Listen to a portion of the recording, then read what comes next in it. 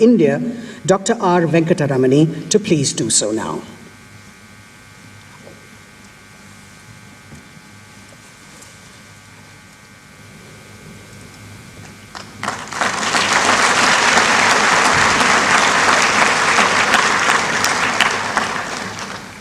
May I now request the Conference Chair and President of the Commonwealth Legal Education Association, Senior Professor at the Indian Law Institute, Professor Dr. S. Sivakumar, to please welcome our esteemed delegates and guests.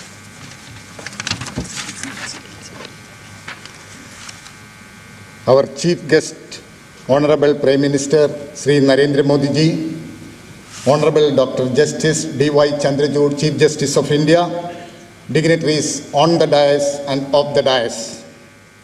I extend a warm welcome and express gratitude to Honorable Prime Minister for accepting our invitation. The Commonwealth Legal Education Association, inspired by the Prime Minister's vision for G20, is hosting this gathering of Commonwealth attorneys, solicitors, and legal professionals.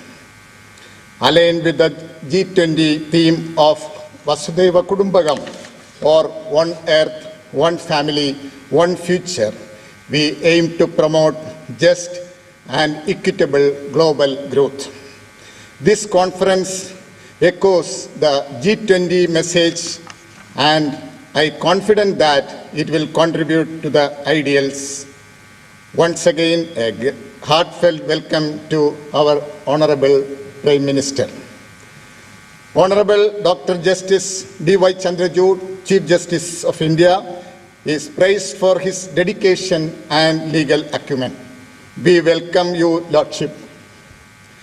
I extend warm welcome to our Chief Patron, Honorable Justice Suryakant, Judge, Supreme Court of India, Honorable Law Minister for Law and Justice, Sri Arjun Ram Meghwal, Dr. R. Venkataramani, Learned Attorney General, Mr. Tushar Mehta, Learned Solicitor General, in whose guidance we are organizing this event.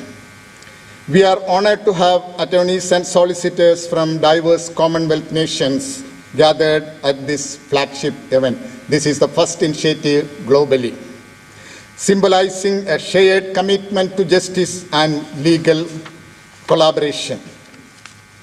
Let's learn, inspire change, and contribute collectively to the global justice advancement.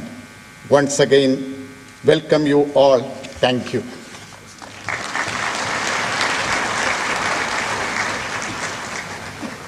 Thank you, Dr. Sivakumar. May I now invite the co-chair of the organizing committee and the Solicitor General of India, Sri Tushar Mehta, to make the introductory remarks.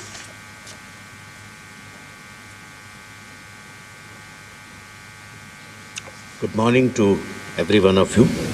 Respected Sri Narendra Modi ji, the Honorable Prime Minister of India, Dr. Justice D.Y. Chandrachud, Honorable Chief Justice of India, my Lord Justice Suryakant, Senior Judge, Supreme Court of India, the dignitaries on the dais, the Honorable Judges of the Supreme Court of India, the Chief Justices of High Courts, and other Honorable Judges, my colleague Attorney Generals and Solicitor Generals who have come all the way from Commonwealth countries, Advocate Generals of various states, dignitaries, ladies and gentlemen. On behalf of the organizing committee and on my behalf, I welcome all of you to one of its kind conferences which would specifically address the most relevant issue facing the world today, that is cross-border challenges in justice administration. There are certain legal issues which no longer remain within the geographical bounds of one country or few countries and take a global shape. They transcend geographical borders, and therefore it is very difficult to deal with some of the offenses without cooperation amongst different countries.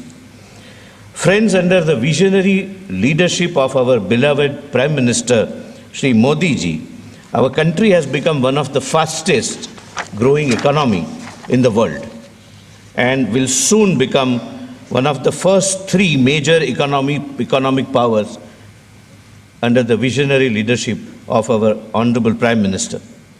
With the development on the economic front and all other fronts taking place simultaneously, the legal challenges have also increased manifold. The subject of this conference cannot therefore be more apt and more relevant.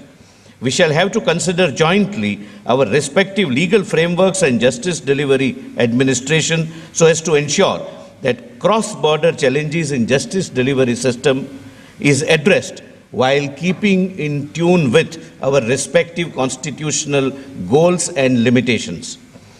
India is a signatory of Vienna Convention, the Palermo Convention, and all other conventions, and is also a member of Financial Action Task Force. India is committed to deal with several global legal challenges for which we shall have to have mutual legal assistance and sufficient legislative framework so that we can tackle and deal with certain global challenges together. Friends, India is a land of opportunities, and all of you are here to see that for yourself.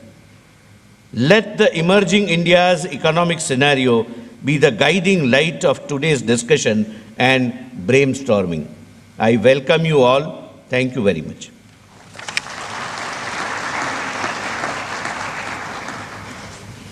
Thank you, sir.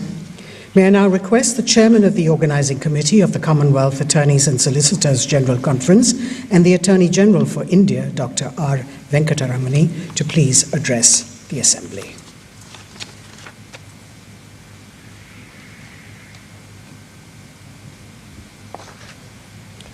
Honorable the Prime Minister Sri Narendra Modi ji, Honorable the Chief Justice of India, Honorable Justice Surya Kant, Honorable Minister for Law and Justice, my dear colleague Tushar Mehta, Learned Solicitor General, the wonderful congregation of judges of Supreme Court and High Courts, academicians, heads of law schools and institutions, the youthful array of students from across the country. On your behalf, let me welcome our loving guests from abroad, including honorable judges from Australia, Bangladesh, Malaysia, Singapore, and Sri Lanka, who have traveled long distances to be with us for the next 3 days. The chilly winter has been made warm by the light, bright presence of each one of you. I personally thank each one of our guests for having gracefully accepted the invitation to be part of a great sharing congregation and a lasting journey ahead. I thank the Honorable Prime Minister for being with us today in the midst of his endless queues of schedules. His continuous engagement in the quest for enhancement of justice administration will always be with us. I sincerely thank the warm and vibrant presence of the Honorable Chief Justice of India, who has only one commitment in life, and that is the task of doing complete justice to administration of justice. Indian worldview has always been inclusive.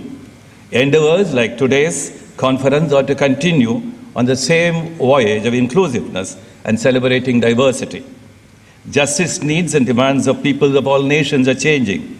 We are moving into a world of sharing as against a world of control and hegemony. We now read, write, talk, and debate about enriching a free world where all peoples will carry liberty and rule of law in their hearts and democracy and peace in their sleeves. From a world drowned in dividing ideological clashes, we have moved towards a meltdown of ideologies. We are called upon to design and devise ideas and measures to unflinchingly stand by equal regard for all, transcending the fence of religion, faith, and other dividing identities. All these demand that we constantly refashion our democratic institutions, our governance institutions, and our judicial institutions. All these demand that we are always on the vigil against the emergence of newer forms of hegemony and control by any country or by any people or even by economic forces. Colonialism has both enslaved and also planted ideas of freedom and transplantation of legal systems. The amalgamation and mergers of legal systems and justice ideas are now our common heritage. The emerging frontiers of technology are like new mind and culture colonizations. They are enabling in as much as they connect and unite all of us. We are here today in many connected ways because of technology. They are challenging in as much as they opened up new doors and windows of control and misuse. In the midst of all this, the old idea of Commonwealth with colonial roots has transformed itself. The Association of Commonwealth Nations is blossoming in new ways. We have the Commonwealth Lawyers Association, the Commonwealth Law Reforms Commission. One missing link, I thought, is the legal education collaboration and its contemporary connection to our exchanges in trade, commerce, and dispute resolution concerns. There has been no concerted effort in the exchange of ideas in the field of legal education among Commonwealth countries. The experiments India has made in the field of legal education are valuable lessons. The study of the scope for Commonwealth justice education framework as a fair model is an exciting invitation. This future Commonwealth framework can aspire to be a global standard. India should act as a great stimulant. While there are efforts to establish international legal standards in areas like human rights and trade, the absence of relevant regional or universal legal codes has left a vacuum and uncertainties in cross-border justice delivery, and thus meets challenges in ensuring consistent justice across borders. The digital nature of many contemporary crimes, such as cybercrime and online fraud, poses challenges in investigations and prosecutions across borders. Our legal education programs may like to have special chapters on these matters. The lack of consistent international regulations in relation to emerging technologies adds to complexity to cross-border legal responses and dispute resolutions. It is time for a Commonwealth Legal Exchange Platform and a Commonwealth Legal Exchanges Convention to begin to address these concerns and to transform the fundamentals of legal education. Today's assembly is symbolically a New Delhi convention. The idea of all of us being together under the umbrella of the Commonwealth Legal Education Association is to debate how to move into changing the landscapes of legal education into justice education. Addressing the justice needs of different sections of our communities, addressing the needs of cross-border justice and legal exchanges on an equal regard basis. We need to create and sustain important platforms for such exchanges. This beginning today is a humble hope for enduring relationships and connections. At the bottom of it all is the bondage of our cultures and values, distinct and special but universal. I welcome each one of you once again.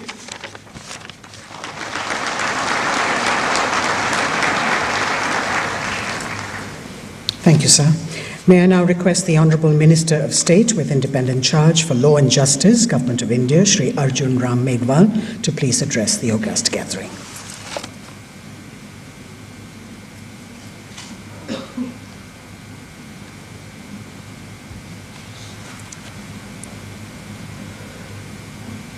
Today, on this occasion, sitting on the dais, the most popular leader of the world, Yug Naik, Honorable Prime Minister of India, Shri Narendra Modi ji, Honorable Chief Justice of India, Justice Dr. D.Y. Chandrachud Sahab, Honorable Justice Surya Kant ji, Judge Supreme Court of India, and Chief Patron of CLEA, Attorney General of India, Dr. R. Venkataraman ji, Solicitor General of India, Sri Tushar Mehta ji, President CLEA and Senior Professor, Indian Law Institute, Professor S. Shiv Kumar ji, Honorable former and present judges of the Supreme Court, Chief Justice of the different High Court, Attorneys and Solicitor General from the Commonwealth countries, Advocate Generals of all states, other distinguished luminaries, scholars, students, friends from media, and ladies and gentlemen, a very good morning to all of you. It is an honor for me to address this distinguished gathering of the Commonwealth Attorney and Solicitor General Conference 2024 on cross-border challenges in justice delivery with the motto of from vision to action, shaping the future of legal education and justice delivery in the Commonwealth nations. I extend my sincere appreciations to the Commonwealth Legal Education Associations for partnering in organizing this significant conference.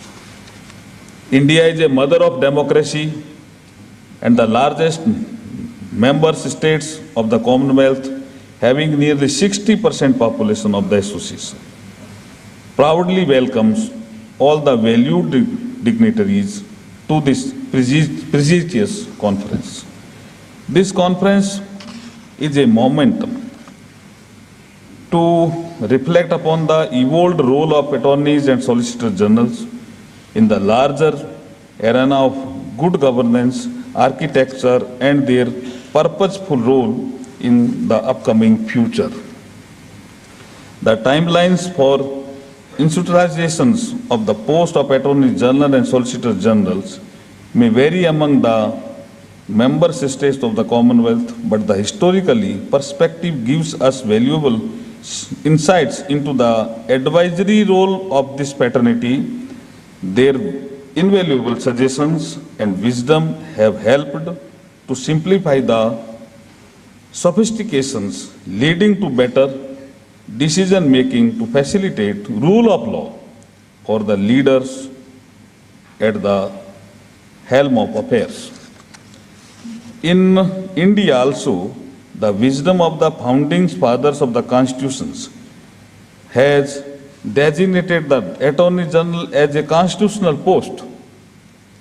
He is the highest law officer and chief legal advisor in the country. Once Baba Sahib Dr. B.R. Ambedkar said, "I am firm enough to say civilization cannot exist without advocate. Law is very foundation of civilization."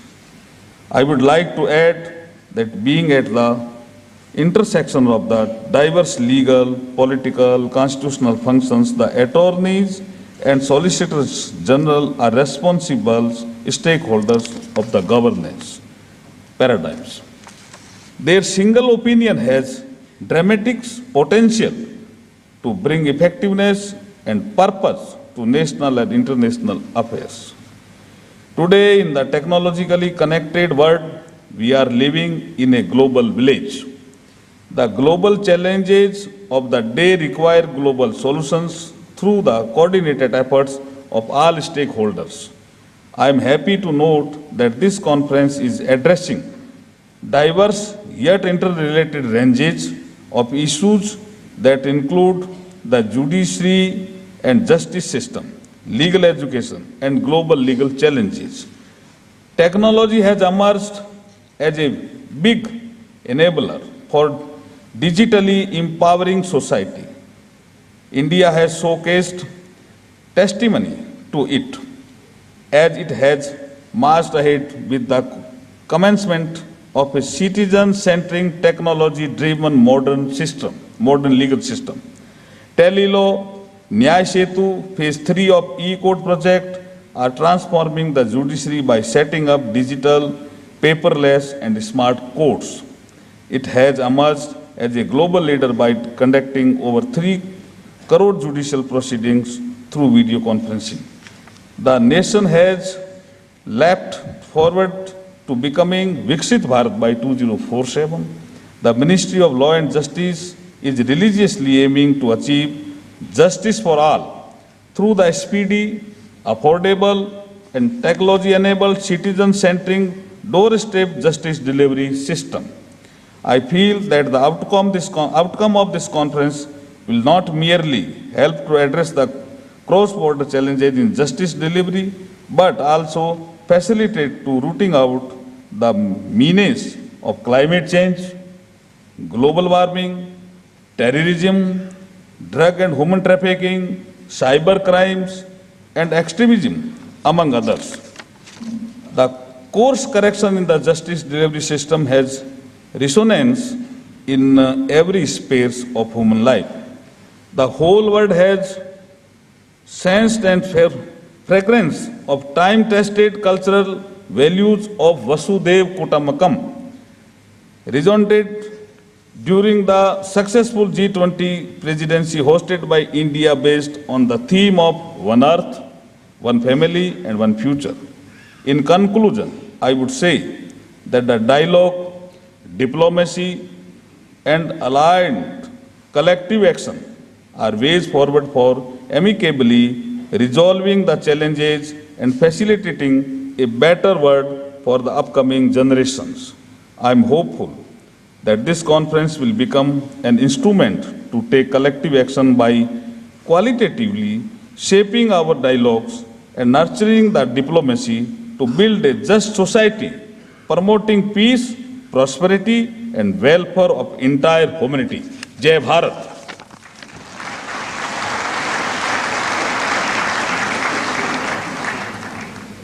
Thank you, sir. May I now invite the Chief Patron and Judge of the Supreme Court of India, Honorable Justice Mr. Surya Kant, to please address the conference.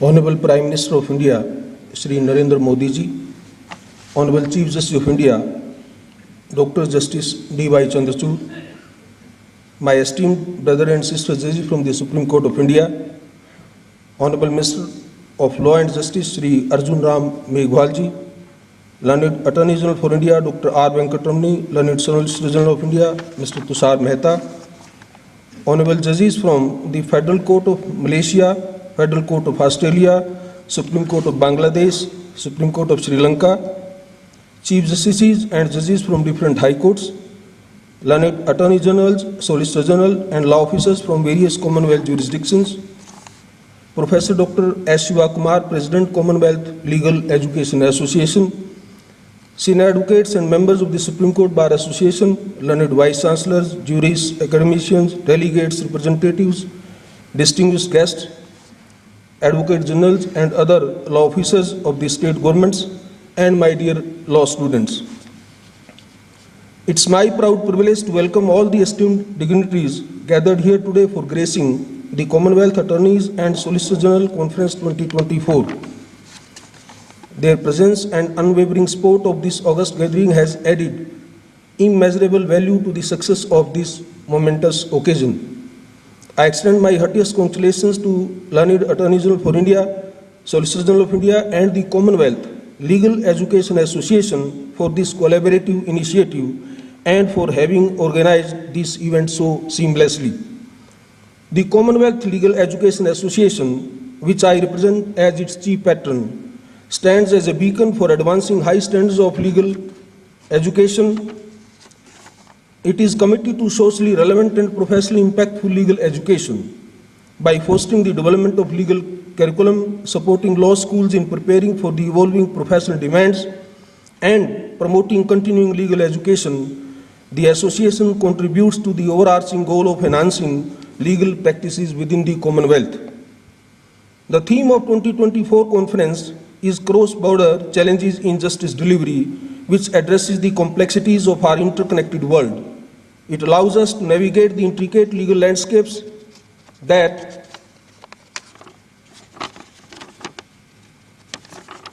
transcend national boundaries. This conference will be an illustrious platform for diverse stakeholders within the Commonwealth to realize the importance of collective wisdom and inclusivity. In light of our shared history and the subsequent trajectory of our development, we must unite collaboratively, jointly hand to traverse the journey of progress together. India stands proudly at the forefront, embodying a commitment to shaping the discussions and outcome of this significant event through its rich legal heritage.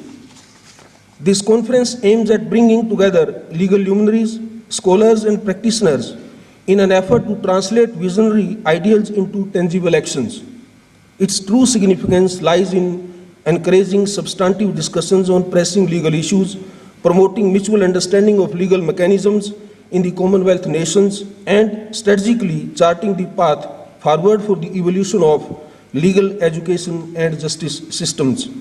The presence of outstanding jurists from 30 jurisdictions also represents a unique opportunity to synthesize diverse perspectives and thus becoming a catalyst for transformative change within the Commonwealth legal domain. The motto of the conference, From Vision to Action, Shaping the Future of Legal Education and Justice Delivery in the Commonwealth Nations, captures the very ethos of the event and highlights its role in tracing the course of legal education and justice delivery within the Commonwealth and beyond. It reflects the proactive stance of the conference, emphasizing actionable strategies.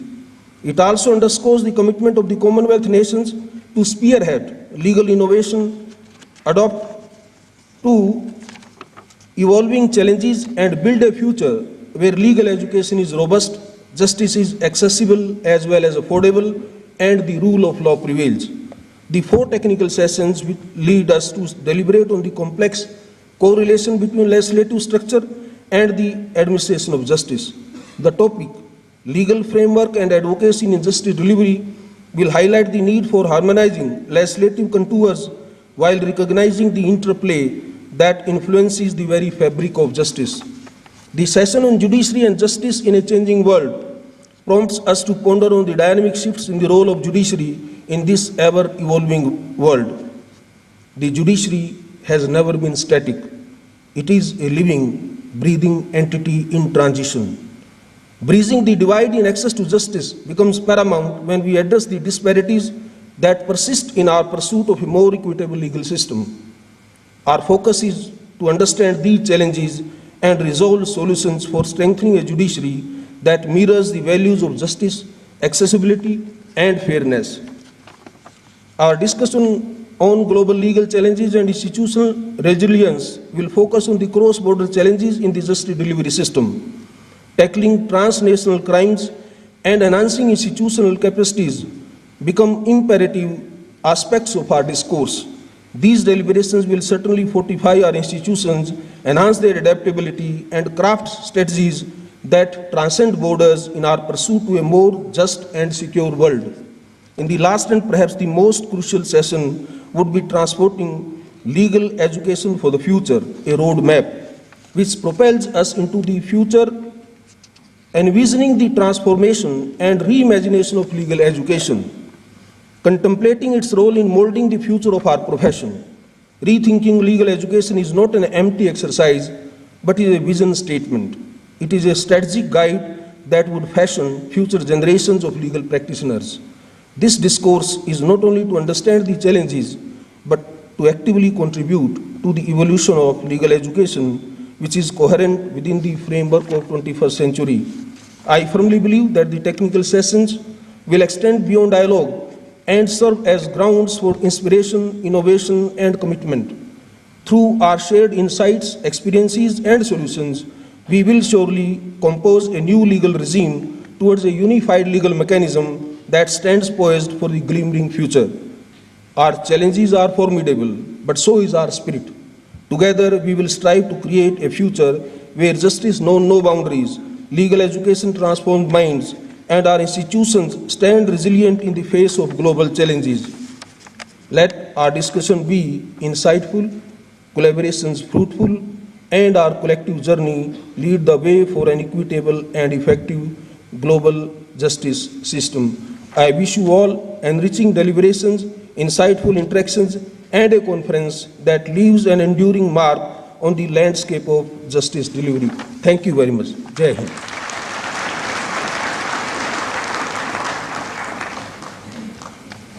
Thank you, sir. May I now request the Chief Justice of India, Honorable Justice Dr. D.Y. Chandrachud, to please address the conference.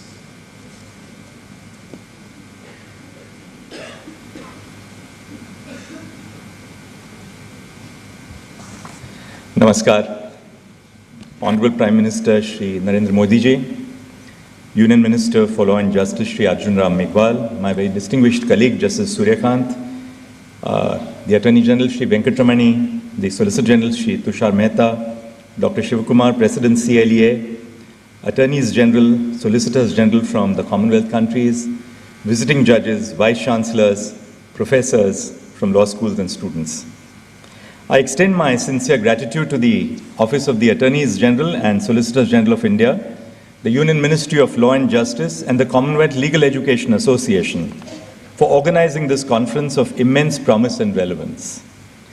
As we convene here today and interact with persons of the legal fraternity from across various countries, particularly from the global south, we see numerous similarities and differences. But we are all bound together by a shared commitment to the pursuit of justice. The aim of this conference strikes at the heart of our collective endeavor to foster collaboration between officers of the court entrusted with the responsibility of justice administration. In today's rapidly evolving world, characterized by an array of pressing issues, the need to fortify institutional capacity is more urgent than ever before. This event is not merely a congregation of legal minds. It is a strategic alliance, a noble endeavor towards a more just legal system globally. As the inaugural speaker, I am compelled to underscore the significance of global collaboration and trust building in addressing the diverse cross-border challenges to justice delivery. The Sustainable Development Goals serve as a universal call to action to end poverty, protect the planet, and ensure prosperity for all. These goals resonate deeply with our core constitutional principles of justice, equality, and human rights. These goals are not specific to just India. They are an intrinsic part of our legal systems. But achieving these goals requires collective action on a global scale. By fostering partnerships and sharing best practices, we can amplify our impact and pave the way for a more sustainable future. The legal community plays a crucial role in translating these goals into action by utilizing its expertise to navigate the complexities of law and governance and ensuring that justice and sustainability go hand in hand. One crucial aspect of shaping this future lies in the realm of legal education. Globally, we are witnessing a paradigm shift from textbook-oriented teaching methods towards a more practical-based approach to legal education. While traditional legal education has focused primarily on theoretical knowledge, there is a growing recognition of the importance of practical skills in preparing students to the realities of legal practice. Law schools are increasingly incorporated experiential learning opportunities such as moot court competitions and internships into their curriculum. These initiatives provide students with a hands-on experience and real-world insights, equipping them better to navigate the complexities of legal practice. This is reflected in the countless international moot court competitions which are conducted by various colleges in different parts of the world, including India. Moreover, the emerging trends in legal education, such as the integration of technology and interdisciplinary studies, offer exciting opportunities for innovation and collaboration. However, as we strive to modernize legal education, we must also confront the question of equitable access to legal education. Entrance tests for admission to law schools must not be exclusionary of the socially marginalized. We must ensure that our admissions processes are fair, transparent, and inclusive. This necessitates a holistic approach towards admission and recruitment that considers not only academic performance, but also factors such as socioeconomic background, diversity, and life experiences.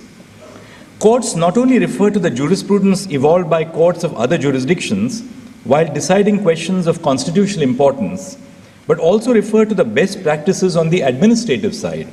In the past year, the Supreme Court of India has hosted members of the E-Committee of the UK courts and judges of countries across the world, belonging particularly to the Shanghai Cooperation Organization, SCO countries, where we discuss the best practices for the administration of justice. Our interactions range from discussions on the interface of technology and justice delivery mechanisms, and the presence or absence of statutory timelines for pronouncement of judgments once they are reserved by judges. I remember that when I drafted the white paper on reforms to the clerkship recruitment process in 2021 of the Supreme Court, before I took over as Chief Justice of India, my team of judicial law clerks and I studied the process of recruitment of law clerks in various jurisdictions. We identified the best practices in various countries and proposed a reform of the process which would ensure equality and increase diversity of applicants. At this conference, focused on law officers, it is pertinent to consider their pivotal role in upholding the ethics in legal practice. Law officers serve as a primary point of contact between the courts and the government, representing not only the government as an institution, but also the various departments and officials within it. The Attorney General and the Advocates General are posts envisaged under our Constitution. Several other law officers also represent the Union and the states, including the Solicitor General, Additional Solicitor General, Additional Advocates General for the states. The Supreme Court has repeatedly emphasized that law officers and professionals should not only assist the administration of justice, but also uphold the honor of the legal profession through exemplary conduct from both within and outside the courtroom. Ethics in legal practice encompass a wide range of principles, such as offering valuable insights into decision-making. Virtue ethics, for instance, underscores the importance of cultivating moral character and pursuing excellence in every aspect of legal work. In the context of the legal profession, this translates into a commitment to integrity, honesty, and professionalism in all endeavors. A crucial aspect of executive accountability rests on the ethical conduct and responsibility of law officers, who function not only as representatives of the government, but also as officers of the court. The eminent jurist, Nani Palkhiwala, wrote to Mr. Soli Sorabji on his appointment as Attorney General for India, and he said, "The greatest glory of the Attorney General is not to win cases for the government, but to ensure that justice is done to the people." Law officers bear a greater responsibility in upholding ethical standards compared to private practitioners, given their role as guardians of the rule of law. An exemplary figure in this regard is the late Soli Sorabji, a former Attorney General, who during his tenure demonstrated a commitment to justice by advising the Union when it lacked a valid legal case. It is imperative that law officers remain impervious to the polity of the day and conduct themselves with dignity in court, ensuring the integrity of legal proceedings. Simultaneously, we need to recognize the significance of cultivating a shared commitment to justice. Recent initiatives of the Supreme Court of India, such as the implementation of a standard operating procedure, SOP, guiding courts in summoning government officials, underscores the laying down of guidelines in this regard. This ensures a smooth code of ethics is formulated by judges in summoning government officials, and they are not summoned arbitrarily. The SOP emphasizes the imperative of treating government officials with dignity and respect in courts, discouraging disparaging remarks based on appearance or attire unless there is a violation of the dress code. Importantly, it cautions against leveraging the power to summon officials as a tool to pressurize the government, emphasizing that such actions should be reserved for circumstances crucial to the administration of justice. This collaborative approach involving legal officers, government officials, and the judiciary reinforces the ethical underpinnings of executive accountability while fostering a culture of mutual respect and cooperation within the justice system. Finally, as we stand at the intersection of tradition and innovation, technology emerges as a powerful force for justice. While it promises to enhance the speed and accessibility of justice, we must navigate carefully. The deep-seated structural and financial hierarchies within our societies in the global south demand consideration to ensure that technology does not inadvertently precipitate existing problems. Modernizing courtrooms and facilities is as crucial as bolstering overall infrastructure, ensuring that technology serves to enhance transparency and accountability and not to perpetuate opacity and inequality. Technology should bring about a transformation, not just automation. Dr. B.R. Ambedkar, the architect of the Indian Constitution's insight that law and order are the medicine of the body politic, and when the body politic gets sick, medicine must be administered, This underscores the importance of thoughtful administration, especially when introducing technological innovations in the legal system. The e-courts project, for instance, aims to leverage technology to improve access to justice for all citizens. However, we must ensure that technological solutions are designed keeping in mind equity and inclusivity, taking into account the diverse needs and capabilities of all our stakeholders. In closing, let us embrace the challenges before us with optimism and resolve. Together, we can forge a future where justice knows no bounds and where the rule of law reigns supreme. Thank you. Namaskar.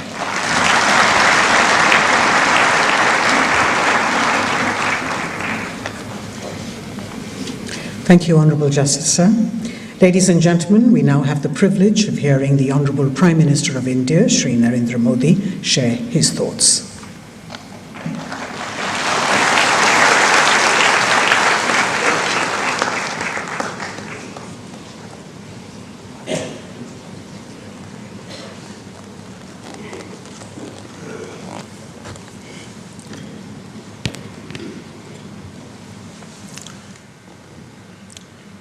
Distinguished legal luminaries, guests from various nations across the world, and members of the esteemed audience, my greetings to all of you. Friends, it is a pleasure to inaugurate this conference. I'm happy that leading legal minds from across the world are here. On behalf of 1.4 billion Indians, I welcome all our international guests.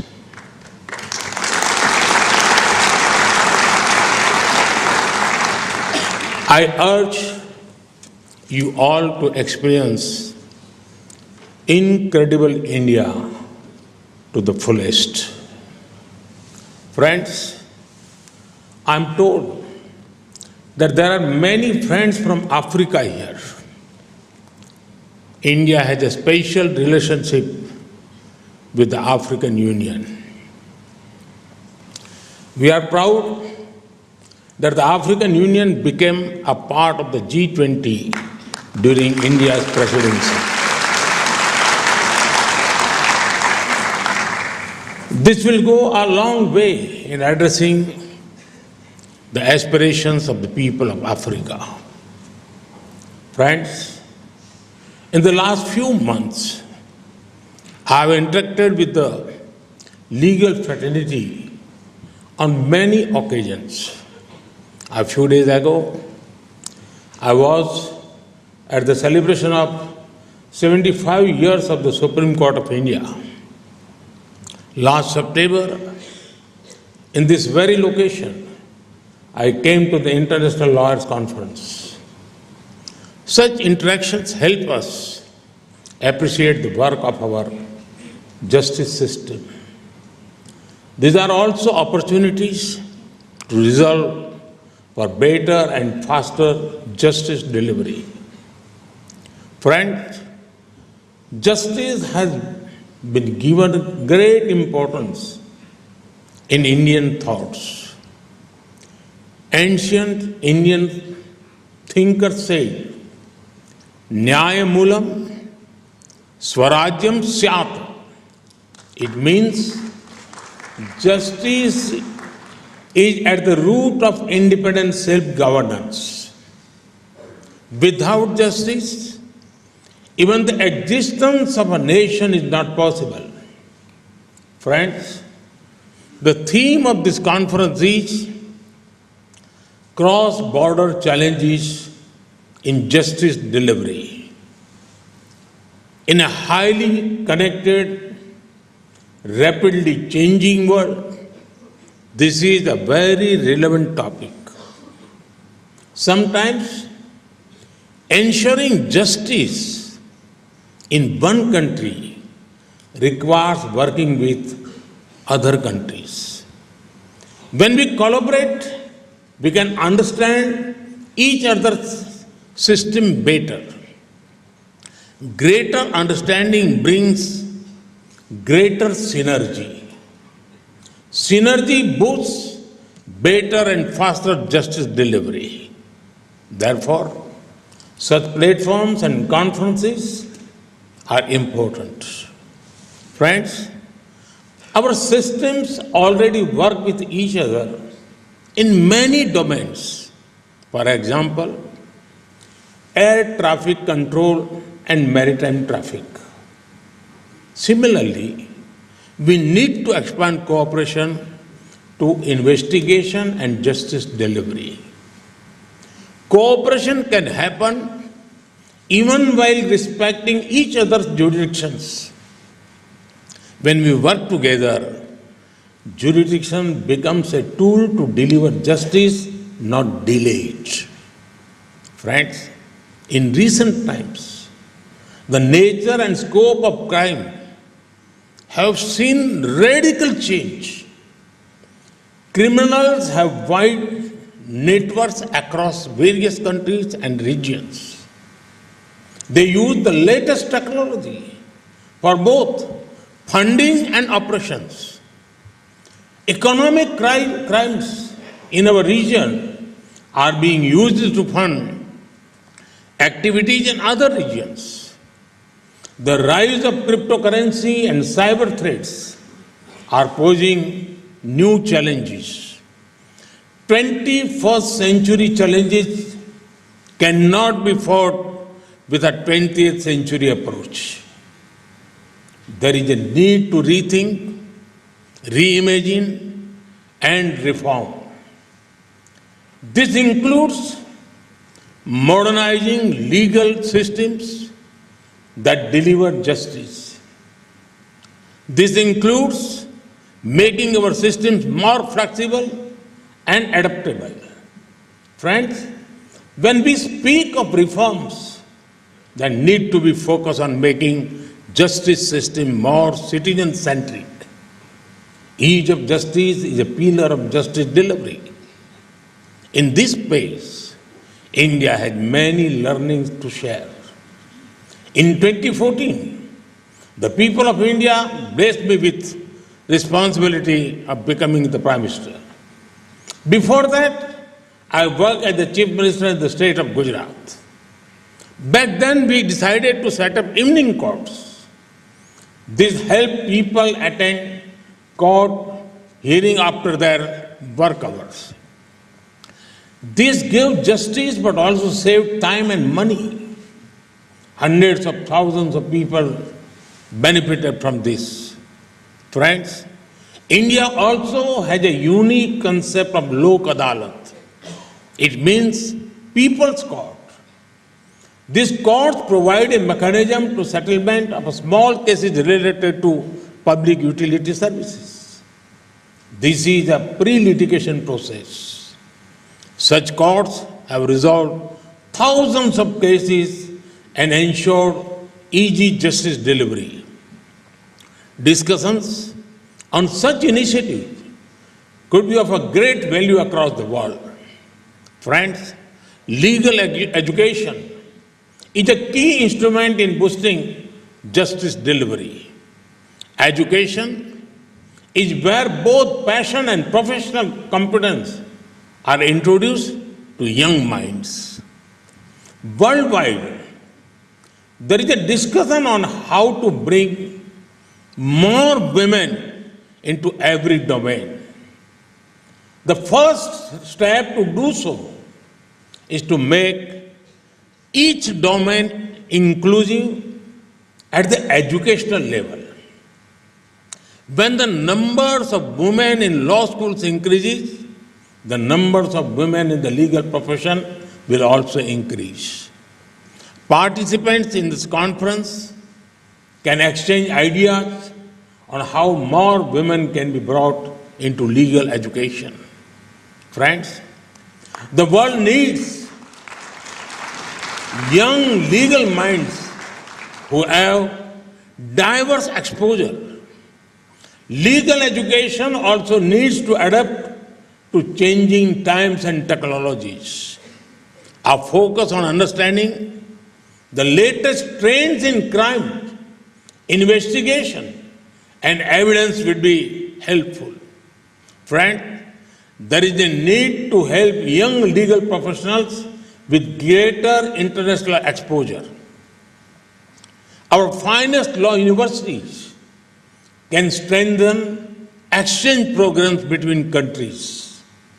For example, India has perceived the world's only university dedicated to forensic science.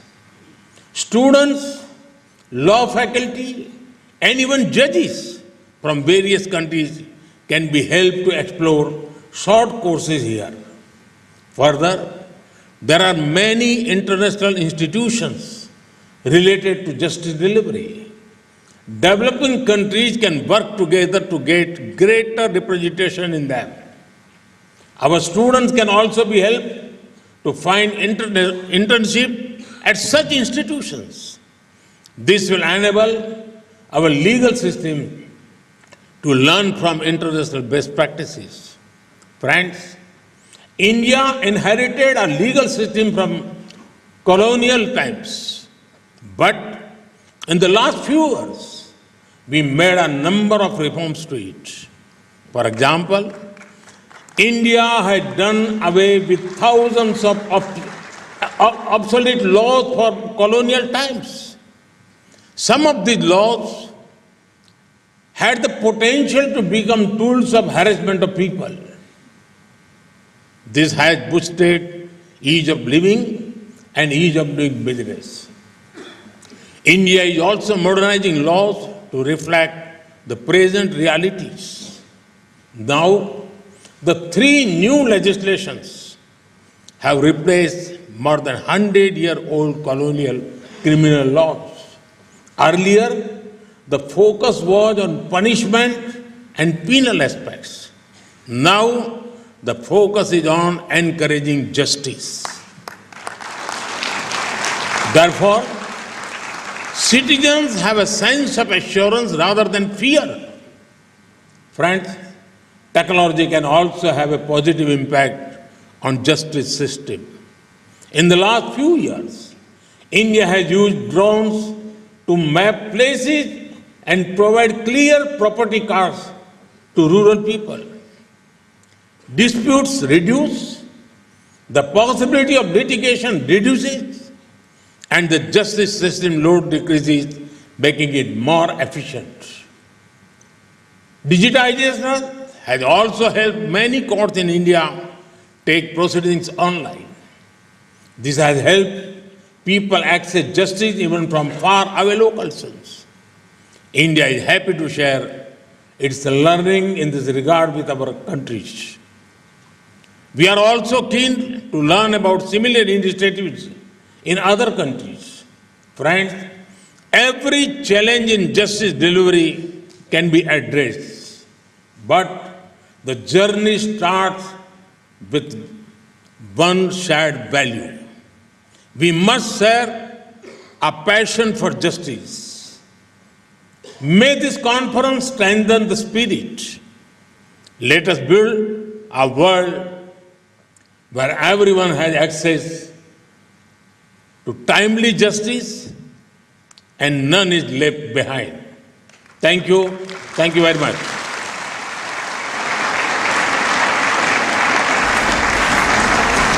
Thank you, Mr. Prime Minister. Sir, your words will be cherished for a long time. Ladies and gentlemen, we've come to the close of the inaugural session. Kindly remain in your places until the Prime Minister and other guests have left the dais.